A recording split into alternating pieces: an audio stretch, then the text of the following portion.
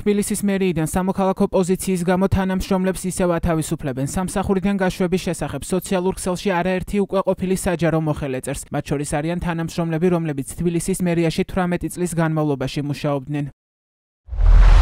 ჩემი და მერიის 18 წლიანი ურთიერთობაც დასრულდა. კონსტიტუციისა და სახელმწიფოებრიობის დაცვა ყველა საჯარო მოხელისა და მოქალაქის ვალდებულებაა. სხვანაირად ვერ შევქმნით ვერც აწმყოსა და ვერც მომავალს. პატივად ჩავთვლი ჩემი მოვალეობის დაცვის გამო სამსახურიდან გათავისუფლებას. ყველას გისურვებ სამართლიან სახელმწიფოში ცხოვრებას.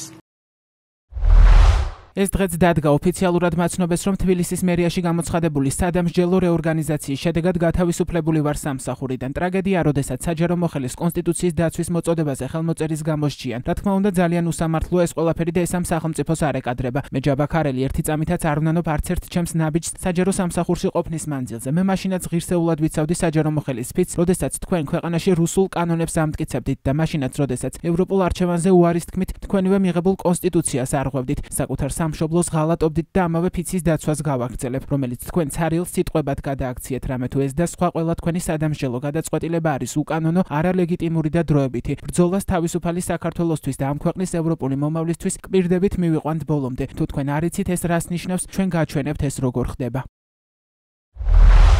და აი დადგა დღე, როდესაც ჩამბარდა გათავისუფლების ბრძანება. გულდასაწყვეტია, რომ ის ენერგია, რაც ქართული ოცნების ხელისუფლებაში მოსვლას დავახარჯე და ის იმედები, რაც მქონდა, უბრალოდ გაქრა. ადამიანები და რეჟიმი, რასაც მაშინ ვებრძოდი, სახეშეცვლილი, მაგრამ იგივეა და ახლაც მებრძვის. უბრალოდ უნდა იცოდეთ, რომ ამ ადამიანების გათავისუფლებულების უკან არიან ოჯახები, მცირეწლოვანი შვილები და მოხუცი მშობლები. ზოგიერთი ერთადერთი მარჩენალია ოჯახში და მათ ათავისუფლებთ ამ სიტყვებისთვის. საქართველოს მომავალი ევროპაშია. გამოწვევა მიღებულია. სისტემა უნდა დაინგრეს.